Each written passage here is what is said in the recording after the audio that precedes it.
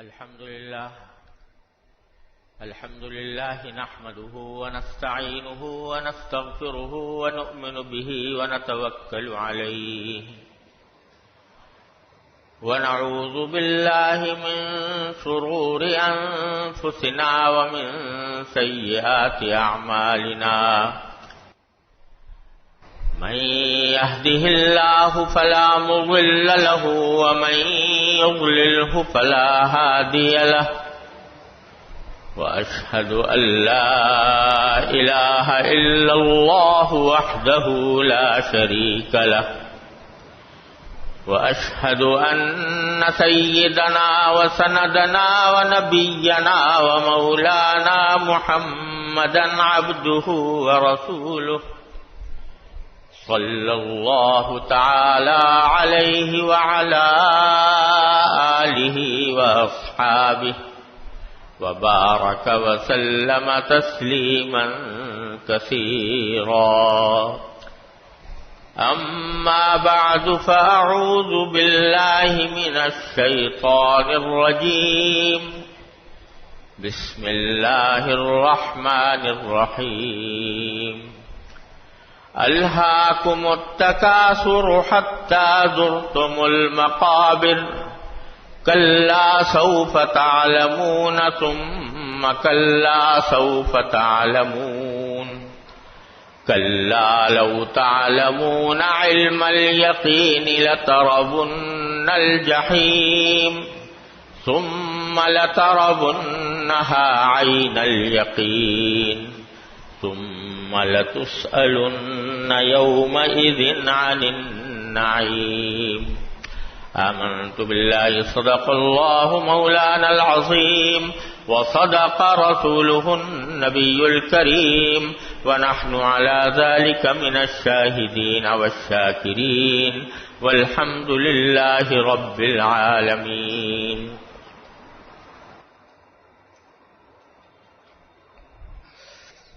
بزرگان محترم اور برادران عزیز، یہ سورہ تکاثر ہے اور اس کی آخری آیت کا بیان 2-3 جمعوں سے چل رہا ہے، جس میں اللہ تبارک و تعالی نے یہ فرمایا کہ وَلَتُسْأَلُنَّ يَوْمَئِذٍ عَنِ النَّعِيمِ، یعنی جب وہ قیامت کا دن آئے گا، آخرت کا عالم شروع ہوگا، تو اس دن تم سے نعمتوں کے بارے میں پوچھا جائے گا کہ جو نعمتیں تمہیں دنیا میں عطا کی گئی تھیں ان کی تم نے کیا قدر کی اور ان کو کس طرح استعمال کیا. یہ سوال ہوگا قیامت کے دن ہر انسان سے.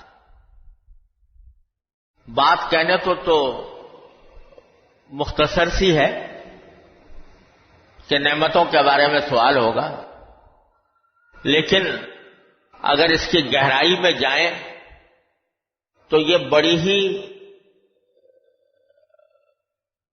زبردست تنبیہ ہے جو ہمیں اللہ تبارک و تعالی ہمیں اپنی زندگی ہی میں فرما رہے ہیں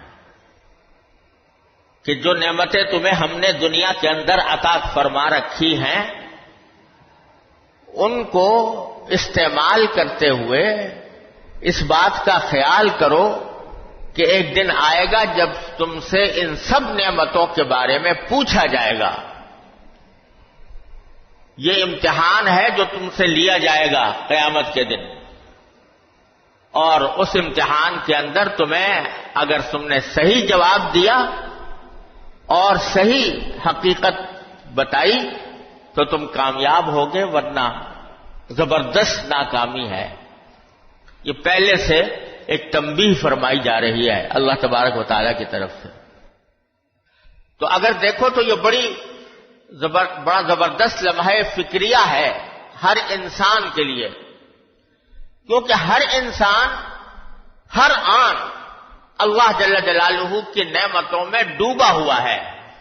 سر سے لے کر پاؤں تک اس کے ماحول میں ہر طرف اللہ تعالیٰ کی نعمتوں کا ایک جہان ہے جس میں وہ جی رہا ہے.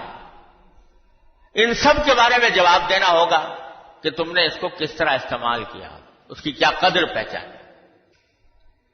تو اس میں سب سے پہلی بات جو میں 2 ہفتوں سے عرض کر رہا ہوں وہ یہ کہ سب سے پہلا سوال تو یہ ہے کہ جو نعمت اللہ تبارک و تعالی کی طرف سے عطا فرمائی گئی اس کو تم نے ضائع تو نہیں کیا، اس کا صحیح استعمال کیا یا نہیں؟ ضائع تو نہیں کیا، بیکار تو نہیں ڈال دیا۔ اگر بیکار ڈال دیا تم نے اس نعمت کی ناشکری کی، اس نعمت کو کی قدر نہیں پہچانی، اس کی ناقدری کی، اس واسطے تمہیں اس کی سزا بھگتنی ہوگی، اللہ بچائے۔ اور جیسا میں نے عرض کیا تھا کہ نعمت کا لفظ قرآن نے استعمال کیا ہے جس میں چھوٹی بڑی ہر طرح کی نعمتیں شامل ہیں۔ اور میں نے آپ کو واقعہ سنایا تھا کہ نبی کریم صلی اللہ علیہ وسلم ایک مرتبہ ایک انصاری صحابی کے باغ میں گئے تھے اور وہاں پر انہوں نے گرمی کے موسم میں آپ کو ایک درخت کے سائے میں بٹھایا اور ٹھنڈا پانی لے کر آئے اور کچھ کھجوریں پیش کی۔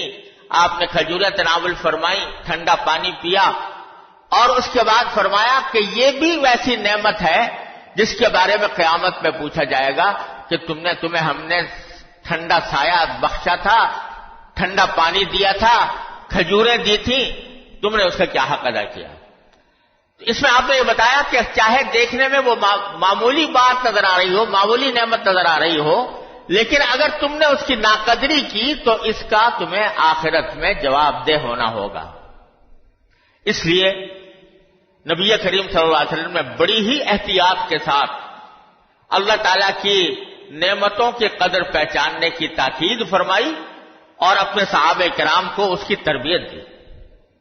مثلا حدیث میں آتا ہے کہ حضور نبی کریم صلی اللہ علیہ وسلم نے فرمایا کہ اگر کھانا کھاتے وقت کوئی کھانے کی چیز تمہارے ہاتھ سے نیچے گر جائے تو تم اس کو ضائع نہ کرو، بلکہ اگر اس کو صاف کر کے کھانا ممکن ہو، یعنی اتنی خراب نہیں ہوئی وہ کہ اس کے نتیجے میں وہ کھانا ممکن ہی نہ رہے، تھوڑا بہت اس کے اوپر مٹی وٹی لگ گئی تو اس مٹی کو صاف کر کے تم وہ کھا لو، اس کو ضائع نہ ہونے۔ یہ قدر پہچاننے کا طریقہ بتایا نبی کریم صلی اللہ علیہ وسلم نے۔ ہاں اگر کوئی چیز ایسی اس طرح گر گئی ہے کہ وہ کھانا ممکن ہی نہیں رہا، بالکل ہی خراب ہو گئی ہے، پھر تو معاف ہے، لیکن اگر اس کو اٹھا کر کھانا ممکن ہے تو اس کو چھوڑو نہیں۔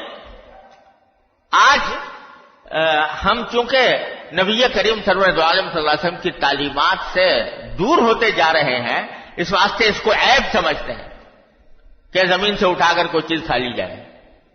حضور اقدس صلی اللہ علیہ وسلم نے فرمایا کہ صاف کرو اور کھا لو۔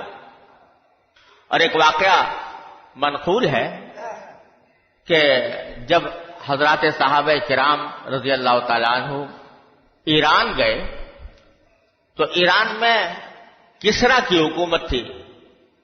کسرا بڑا جابر اور ظالم قسم کا بادشاہ تھا اور اس زمانے کی سپر پاور سمجھا جاتا تھا۔ تو اس کے ساتھ جب مذاکرات کا وقت آیا تو صحابہ کرام کے ایک وفد کو اس نے دعوت دی کہ آ کر ہم سے بات چیت کریں۔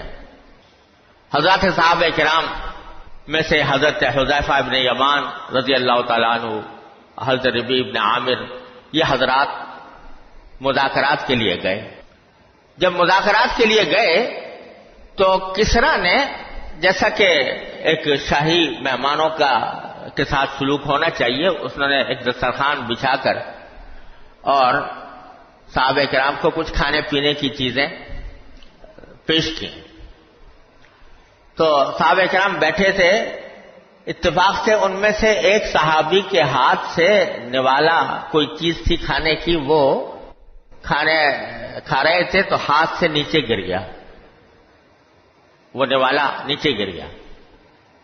انہیں یاد آیا کہ نبی کریم صلی اللہ علیہ وسلم نے ہمیں تلقین فرمائی ہے کہ اگر اللہ کا کوئی رزق کا کوئی حصہ زمین پر گر جائے تو اس کو بیکار نہ چھوڑو، بلکہ اس کو اپنے صفائی کر کے اس کو استعمال کر لو۔ اسی سنت کے مطابق انہوں نے ہاتھ بڑھانا چاہا نیچے اس کو اٹھانے کے لیے، تو جو صاحب برابر میں بیٹھے ہوئے تھے انہوں نے ان کو ذرا کوہنی ماری، اور مقصد یہ تھا کہ بھئی اس وقت یہ موقع نہیں ہے اس کا، کیونکہ بادشاہ کے ساتھ مذاکرات ہو رہے ہیں، بادشاہ کی مجلس ہے، اس میں اگر نیچے سے نوالا اٹھا کر کھائیں گے تو یہ لوگ سمجھیں گے کہ یہ نادیدے لوگ ہیں، اور ذرا سی چیز کے نیچے گر گئی ہے تو اس کو بھی کھانے کی فکر میں ہے، تو ان کے ذہن پر برا تاثر قائم ہوگا اور یہ کوئی اچھا محسوس نہیں کریں گے۔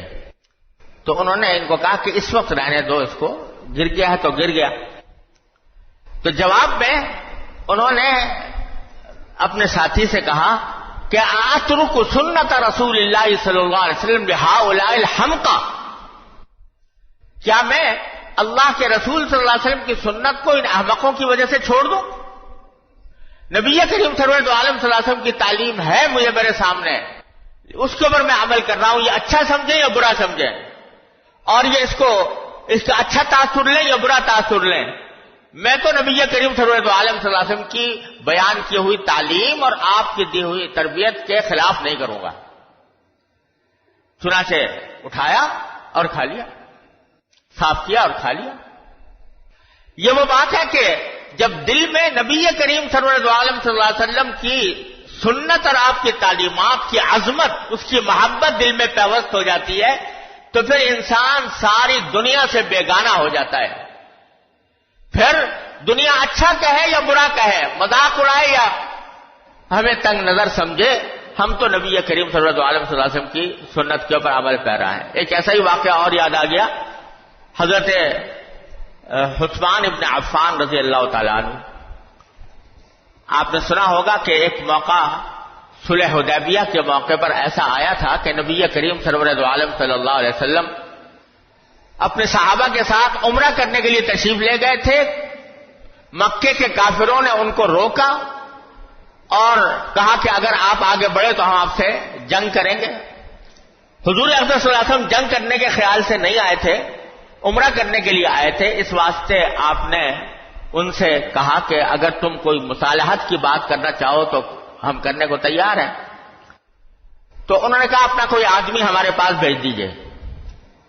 تو حضرت عثمان رضی اللہ تعالیٰ عنہ، عثمان ابن عفان جو تیسرے خلیفہ راشد ہیں، ان کو نبی کریم صلی اللہ علیہ وسلم نے اپنا نمائندہ بنا کر مکے کے لوگوں سے بات چیت کرنے کے لیے بھیجا۔ حضرت عثمان اپنے چچازاد بھائی کے گھر میں جا کر ٹھہرے، اور رات گزارنے کے بعد جب اگلا دن آیا تو جا کر مکے کے سرداروں سے بات چیت کرنی تھی، وہاں تشریف لے جانے لگے۔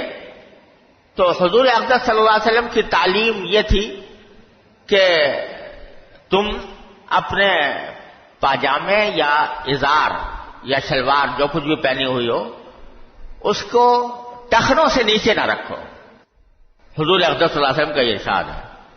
اور ایک حدیث میں آپ نے یہاں تک فرمایا کہ جو شخص شلوار کو یا ازار کو یا تہبند کو ٹخنوں سے نیچے لے جا کر پہنے گا تو جتنا حصہ اس کا ٹخنوں سے نیچے ہوگا وہ سارا جہنم میں جائے گا۔ اعوذ باللہ العظیم، اتنی زبردست وعید بیان فرمائی حضور اقدس صلی اللہ علیہ وسلم نے۔ تو اور حضور اقدس صلی اللہ علیہ وسلم کا جو ازار ہوتا تھا وہ ٹخنوں سے کافی اونچا، تقریباً نصف ساق تک ہوتا تھا۔ حضرت عثمان نے بھی اپنا لباس ویسا ہی بنایا ہوا تھا، لیکن اہل عرب جو تھے، مکے کے پرانے سردار، ان کے ہاں جتنا زیادہ نیچے قمیص یا شلوار یا تہبند جتنا ٹخنوں سے نیچے لٹکا ہوا ہو اتنا ہی وہ اس کو قابل فخر سمجھتے تھے۔ وہ ایک عربی کا شاعر ہے جو کہتا ہے کہ اذا مصطبحت اربعا خط میزری، جاہلیت کا ایک شاعر ہے جاہلی زمانے کا، وہ اپنا فخر بیان کرتے ہوئے کہتا ہے کہ میں تو ان لوگوں میں سے ہوں کہ صبح کو شراب کے 4 پیالے پی کر جب گھر سے نکلتا ہوں تو میرے ازار کا جو نچلا حصہ ہے وہ زمین پر لکیریں بناتا ہوا جاتا ہے، یعنی اتنا میں نے نیچے لٹکا کر جاتا ہوں۔ اس کو قابل فخر سمجھتے تھے۔ حضور اقدس صلی اللہ علیہ وسلم نے آ کر فرمایا کہ نہیں، ایسا نہیں، اس کو نیچے اوپر کرو۔ حضرت عثمان نے بھی اسی کے مطابق اپنا ازار رکھا ہوا تھا۔ تو جب جانے لگے مذاکرات کے لیے تو ان کے چچازاد بھائی نے کہا کہ آپ مذاکرات کے لیے جا رہے ہیں تو ذرا اپنا حلیہ جو ہے ایسا بنا لیں کہ جس کا ان کے دل میں احترام ہو. تو آپ اگر اونچا پاجامہ یا اونچا ازار پہن کر جائیں گے تو ہو سکتا ہے کہ ان کے دلوں میں بے وقتی ہو، وہ اس کو ذلیل سمجھیں، کمزور سمجھیں. اس واسطے آپ اس وقت کی مصلحت کا تقاضا یہ ہے کہ آپ اس کو نیچے کر لیں. حضرت عثمان نے جواب دیا کہ لا ہاکذا عزت صاحبنا صلی اللہ علیہ وسلم، میں یہ نہیں کر سکتا. میرے آقا صلی اللہ علیہ وسلم کا لباس ایسا ہی ہوتا ہے، میں ایسا ہی لباس پہن کر جاؤں گا.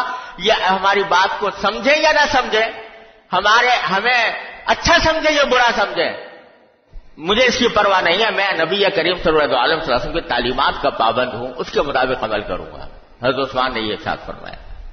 چنانچہ ایسے ہی گئے، اور اس کا نتیجہ یہ تھا کہ جن حضرات صحابہ کرام نے نبی کریم صلی اللہ علیہ وسلم کی تعلیمات پر عمل کرنے کو اپنے لیے سرمایہ حیات سمجھا تھا، انہوں نے ساری دنیا سے اپنی عزت کرائی. ساری دنیا نے ان کے آگے سر جھکائے. اور آج ہم اس فکر میں پڑے ہوئے ہیں کہ فلاں ناراض نہ ہو جائے، فلاں ناراض نہ ہو جائے، وہ برا نہ سمجھے، وہ ہم کو حقیر نہ سمجھے. تو نتیجہ یہ کہ ساری دنیا ہم پر ہنس رہی ہے اور ساری دنیا کے آگے ہم ذلیل و خوار ہیں.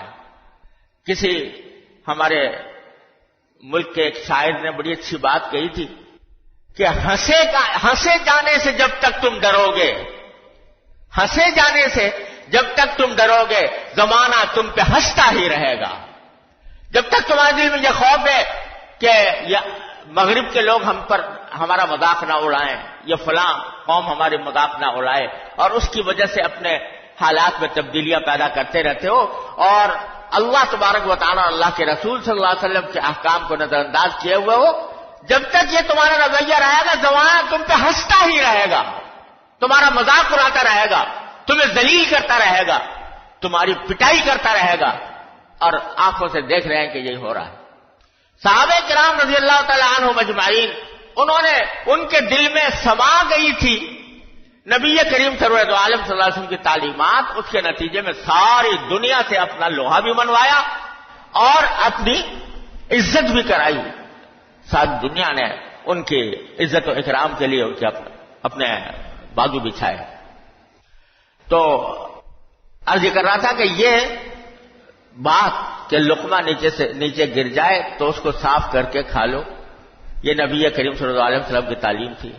لیکن ہم لوگ چونکہ نہ جانے کون کون سے تصورات میں مبتلا ہیں، اس واسطے اس کو چھوڑے ہوئے ہیں. مقصد یہ تھا کہ اللہ تبارک و تعالیٰ کی دی ہوئی چھوٹی سے چھوٹی نعمت کی قدر پہچانو، اس کو ضائع نہ ہونے دو. آج دیکھو ہمارے معاشرے کے اندر جو ایک مصیبت آئی ہوئی ہے، اس میں ایک بہت بڑا حصہ اللہ تعالیٰ کی نعمتوں کی ناقدری کا ہے. آج پورا ملک بجلی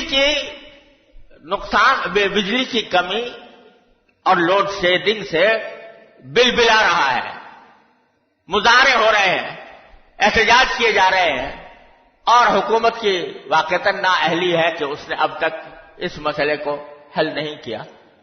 لیکن اس میں ایک بہت بڑا دخل اس بات کو ہے کہ اللہ تعالیٰ کی اس نعمت کی ناقدری جس طرح کی جا رہی ہے کہ بلا وجہ بجلی خرچ کی جا رہی ہے جس کا کوئی مقصد نہیں. آرام سے وہ کام دن کی روشنی میں ہو سکتا ہے، لیکن دن کی روشنی کو ختم کر کے پردے ڈال کر بجلیاں جلائی ہوئی ہیں اور اس کے نتیجے میں بجلی خرچ ہو رہی ہے، قومی دولت کا ضیاع ہو رہا ہے.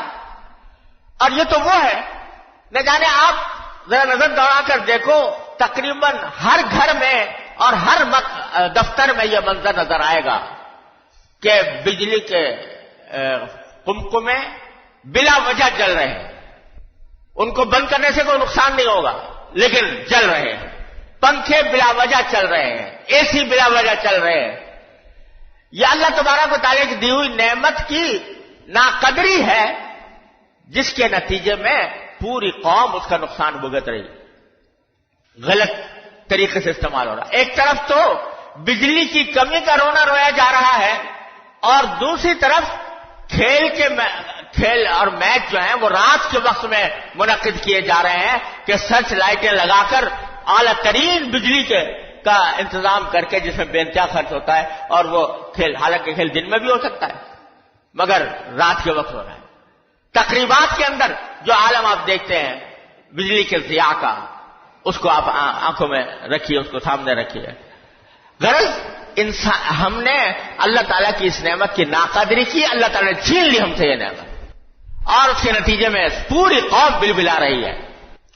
میں چین گیا، چین کے دورے پر گیا تھا ایک مرتبہ، تو وہاں کے سب سے بڑے شہر بیجنگ میں جب میں اترا اور وہاں سے اپنے قیامگاہ کی طرف جا رہا تھا، تو راستے میں بالکل ایسا لگ رہا تھا کہ جیسے کوئی ویرانے میں چل رہا ہوں، کیونکہ رات کا وقت تھا اور روشنی بہت کم، اکا دکا چھوٹے چھوٹے بلب لگے ہوئے تھے۔ یہاں تک میں سمجھا کہ شہر کے باہر کا علاقہ ہے، معلوم ہوا کہ شہر کے بالکل مرکزی حصے میں سے ہم گزر رہے ہیں۔ تو میں نے پوچھا کہ بھئی یہ شہر کا اتنا بڑا مرکزی علاقہ ہے اور اس میں یہ چھوٹے چھوٹے بلب لگے ہوئے ہیں اور کہیں بڑی روشنی نظر نہیں آ رہی، تو کیا وجہ ہے؟ کوئی نیون سائن نظر نہیں آیا کہ جو چمک رہا ہو۔ تو لوگوں نے کہا، وہاں کے لوگوں نے کہ صاحب بات سیدھی سی یہ ہے کہ ہمارے ملک میں بجلی کم ہے، لہذا ہم اسی کے حساب سے اس کو استعمال کرتے ہیں۔ کیونکہ بجلی کم ہے لہذا ہم نے چھوٹے بلب لگائے ہوئے ہیں، جب کبھی بجلی کی پیداوار بہت زیادہ ہو جائے گی تو بڑی بھی لگا لیں گے۔ اب یہ وہ تعلیم ہے جو نبی کریم سرور دو عالم صلی اللہ علیہ وسلم نے عطا فرمائی تھی کہ بھائی اپنی چادر دیکھ کر پاؤں پھیلاؤ، اپنی وسعت کی حد تک کام کرو، اس سے آگے نہ بڑھو۔ تو ہم نے آج دن رات ہمارے منہ پر شکوہ ہے بجلی کی قلت کا، ہر انسان بجلی کی قلت سے پریشان ہے، لیکن جب استعمال کرنے پر آتا ہے بجلی کو تو استعمال کرتے وقت کوئی احساس نہیں کہ یہ قومی دولت ہم اس طرح ضائع کر رہے ہیں۔ نہ جانے کتنے لوگ ہیں جو ہسپتال میں بیمار ہیں اور ان کے آپریشن رکے ہوئے ہیں، اس وجہ سے رکے ہیں کہ بجلی نہیں ہے۔ اگر آپ اپنے بجلی کے استعمال میں پوری قوم، یہ 12-15 کروڑ کی قوم جو ہے، اگر وہ اپنے بجلی کے استعمال میں اس بات کا لحاظ کر لے کہ بھئی یہ بجلی بلا وجہ ضائع نہ ہو، تو نہ جانے اس کی وجہ سے بجلی کے اندر اتنی مقدار بچ جائے کہ کسی مریض کا آپریشن ہو سکے، کسی کی جان بچ جائے، کسی کو فائدہ پہنچ جائے، اگر نبی کریم سرور دو عالم صلی اللہ علیہ وسلم کی اس تعلیم پر عمل کر رہے ہیں۔ لیکن افسوس ہے کہ اس کا کسی کو دھیان نہیں ہے اور اس کے نتیجے میں ہم یہ عذاب بھگت رہے ہیں۔ تو بھائی اس تقریر یا بات سے کوئی فائدہ نہیں اگر ہم اس سے کوئی عملی سبق لے کر نہ نکلیں۔ تو ہم آج یہ عہد کریں کہ اللہ تبارک و تعالیٰ کی جو نعمتیں ہمیں میسر ہیں ان کی صحیح قدر پہچانیں گے، ان کو ضائع ہونے سے بچائیں گے۔ اللہ تبارک و تعالیٰ نے جو کچھ نعمت ہمیں عطا فرمائی ہے اس کو صحیح استعمال کریں گے، اور جو ضرورت سے زائد ہے اس کو دوسروں کے لیے چھوڑ دیں گے۔ یہ اہتمام اگر کریں گے تو انشاءاللہ اللہ تبارک و تعالیٰ کی رحمت سے وہ جو سوال ہم سے ہونے والا ہے قیامت میں، نعمتوں کے بارے میں سوال ہونے والا ہے، انشاءاللہ اس امتحان میں کامیابی ہوگی۔ اللہ تبارک و تعالیٰ اپنے فضل و کرم سے ہمیں سب کو اس کی توفیق عطا فرمائے۔ وآخر دعوانا الحمدللہ۔